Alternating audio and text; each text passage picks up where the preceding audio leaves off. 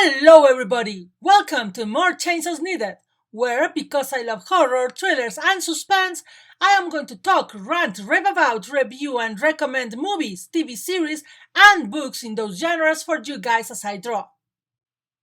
So, 2021 is over, good riddance, and the human malware has evolved to the second half of the Greek alphabet just because 2 years ago the whole world couldn't say, you know what? Everyone who can, stay home for 2 weeks, will provide food, shelter, and medicine to those who need it, and will kill this virus due to lack of hosts, hopefully, in those 2 weeks. See you next month. Or, vaccinate, wear masks, stay away from each other. Thing is, we should have seen this coming, because movies and books have been warning us about the next pandemic since Mary Shelley gave us The Last Man in 1826, because of course Mary Shelley also gave us this brand of fiction, because Mary Shelley was the mother of science fiction. Now, there are a ton of movies about pandemics of all sizes and flavors. The most famous ones, of course, are the ones with zombie viruses, because there's nothing that yells end of the world like a zombie virus. But we also get rabies viruses, blindness, aliens spores, experimental vaccines gone wrong, which please no one takes seriously, at least not this year, and the always popular mad scientists with terrible lab safety protocols. Still, all those illnesses are so fantastic and so deadly that it's easy to discount them as just fiction, even escapism, because once everyone not a main character is dead, the illness sort of goes away and we have other things to worry about. Or the main character finds the cure and everybody's okay before the credit rolls. But there are a few stories that work with very realistic illnesses, and while not strictly horror, as they tend to be classified as thrillers, the viruses they portray can be still as horrifying as any eldritch creature from outer space. In fact, it took me a bit to decide which pandemic movie to tackle, although of course my favorite, the book The Stand, is out of limits since I will talk about it later in my King's analysis videos. So for now, let's focus on a movie that warned us about panic during pandemics way back in 1995, as well as what happens when you think, hey, that virus is far away from here, there is no way it will reach my house. I'm talking about the movie Outbreak. Obviously, there will be spoilers for Outbreak, as well as, unfortunately, the real world circa 2022. Outbreak is a 1995 disaster thriller movie with a stellar cast. And not just for 1995, no.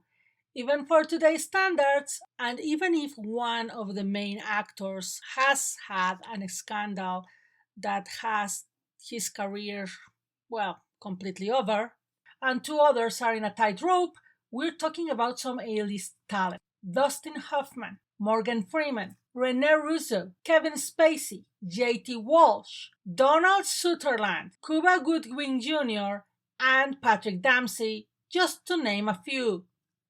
It is also one of the weirdest book adaptations in cinema, as it's a fiction story adapted from a non-fiction book, basically taking the scenarios that The Hot Zone, a harrowing book by Richard Preston about the origins of viral hemorrhagic viruses, of which Ebola is the most famous, and made it into a terrifying thriller that, while taking some science licenses, ended up being quite close to the truth.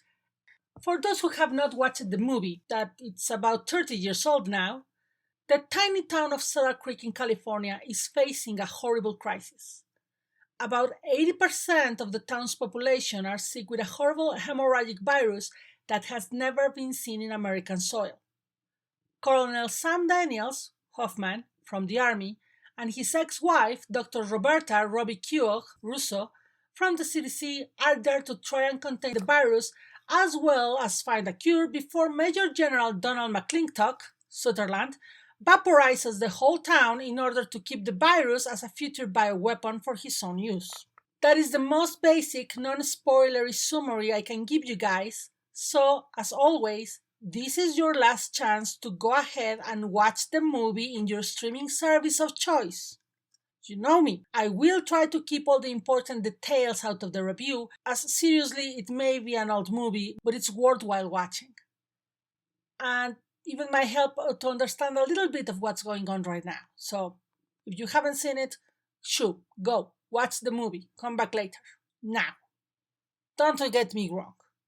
It's a very by the numbers disaster movie, with more in common with 2012 than with Contagion, another quite famous epidemic movie from 2011. I am starting to get a headache from all those numbers.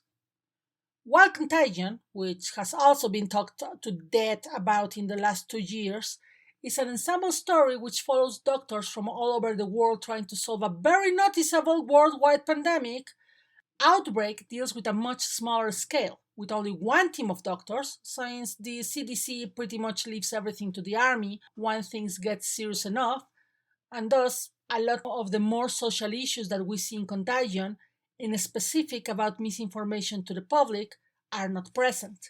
On the other hand, Outbreak has the extra layer of criticism against the army and those who act as if everything can be a potential weapon, so between both of them, we get a very good balancing act of how an epidemic of this kind of viruses work. Which is why, by the way, I say that these movies predicted the current situation. Not because they showed a deadly virus that got everywhere fast while no one knew that they had to take some sort of safety measures, or that mutated in a way that no one could predict. No, no, no. What they predicted was that misinformation can be as deadly as the virus itself, because when people panic, that's when everything gets out of control. First things first. Outbreak was made in 1995, where worries about world pandemic were quite different from now. We hadn't seen a COVID virus yet, and while the hemorrhagic viruses like Ebola are quite terrifying, the fact that they aren't that easy to catch make it a bit of a other people's problems for the general population, especially outside of the areas that were actually being affected.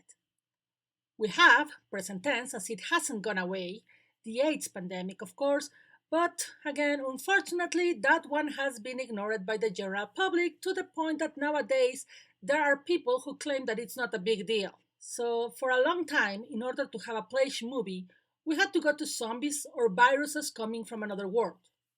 The book, Hudson, in many ways, was written to disabuse the general public of the idea that epidemics in small areas, no matter how far they were from the reader, couldn't really affect them, and also humanize the doctor who risked their lives, sometimes losing them, to those small invisible killers. The fact that there was an Ebola outbreak in Zaire when the movie was released helped to create some scares. In fact, the virus in Outbreak has more to do with Ebola than with any other virus, but in what it does and how it's transmitted at first. Just as, years later, Contagion would show a SARS like virus, in fact, the same family as our current malware, because it was precisely the kind of virus that we were dealing with at the time. Remember swine flu? Oh, I can't believe I missed the days of swine flu, and I got that one. And because Ebola is hard to catch once you have the point of origin of the infection, say, for example, a polluted water well, it was also easy to ignore it as a problem. A fast-acting virus that requires direct contact with the infected in order to be transmitted, with a small window of incubation and even shorter time between first symptoms and death that is 100% deadly, it's a virus that it's easy to contain if you catch it on time. As opposed to, say, Captain Trips, that is airborne and with variable times of incubations, but I did say that I was not going to talk about the stand here, didn't I? Of course, to catch it on time, one must be vigilant. And that is the first thing that Outbreak tries to say. Colonel Sam Daniel is introduced to us as this doctor who jumps at shadows, who thinks every single virus he meets is a possible pandemic in the making. But, just like with every single disaster movie ever, he is absolutely right.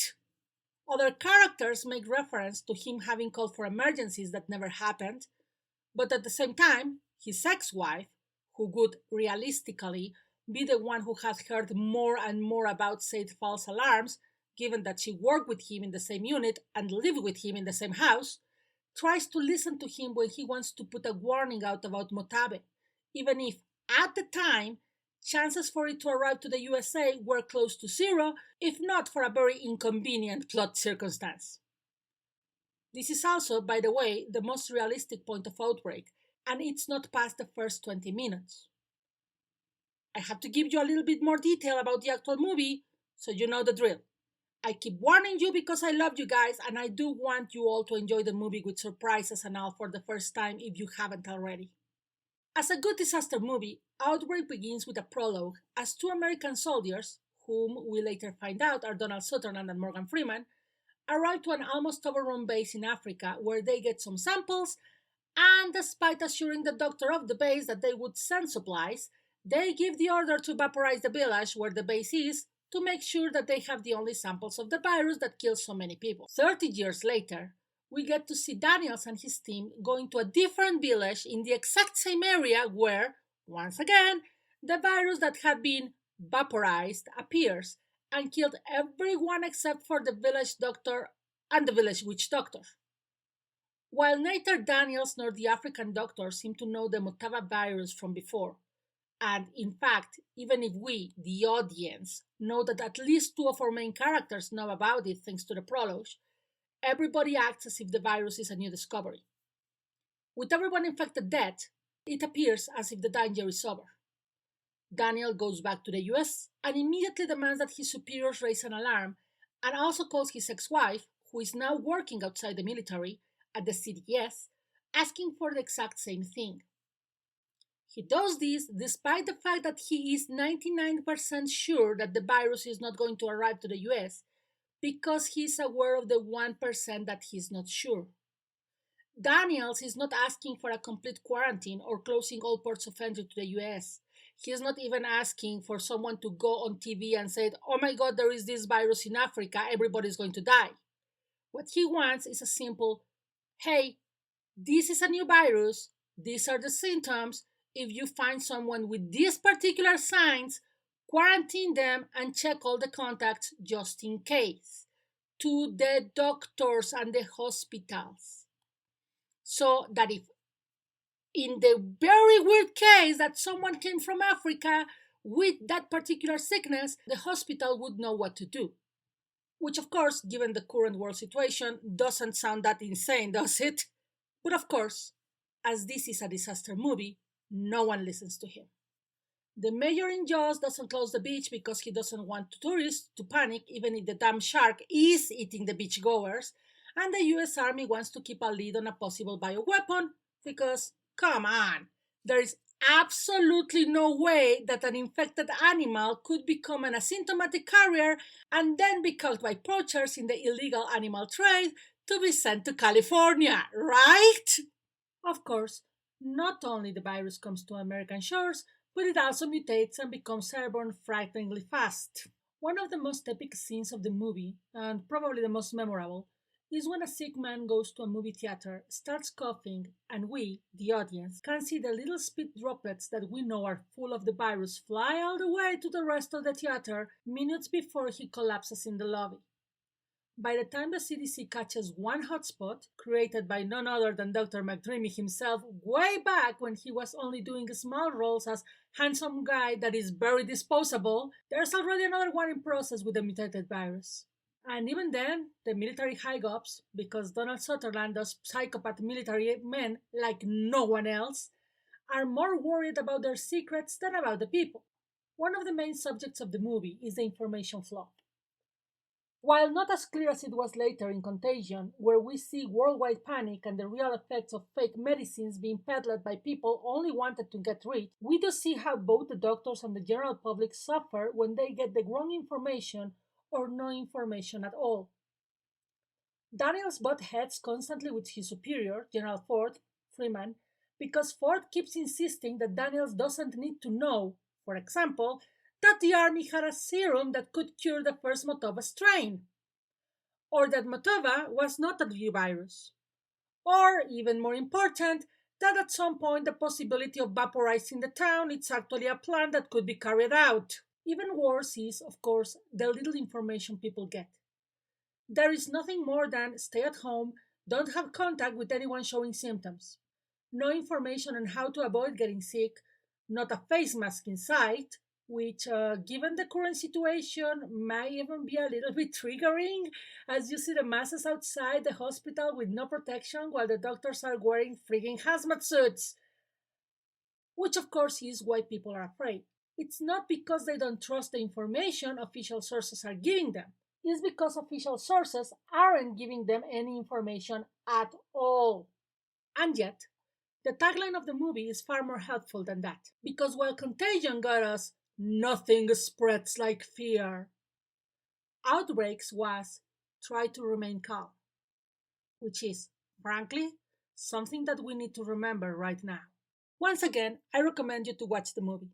It's a very good example of oldie but goodie, and despite the fact that we know that no, a vaccine for a new virus will not be made in 1 hour flat and then distributed to everyone with no FEMA authorization in sight, it's very good escapism on one hand, and seriously, the cinema scene should be enough to convince anyone to just wear a mask in public. Let me know what you thought of it if you watch it. I want to thank my dear patrons Mitch Hyman, Elaine Ho, and Jessica, as well as my first supporter Tanya Pineda and the most amazing woman Amy Song, without whom none of my videos would be possible. I also want to remind you that if you want to support these and my other projects and get your name mentioned here, you can do so at patreon.com/Adalisa, with a link on the description with my link tree, as I know my name can be hard to spell. And with just $1 a month, you will always be thanked in my videos, as well as get access to a ton of art before anyone else, and also will get the chance to suggest future subjects for videos. If you can't support me this way, I also accept likes, subscriptions to the channel, comments so that the algorithm catches engagement, and of course, you sharing the links. I also welcome all your questions, feedbacks, and suggestions in the comments below. This was Aralisa Zarate, and remember, there's not a problem in the horror genre that can be solved with more chainsaw's.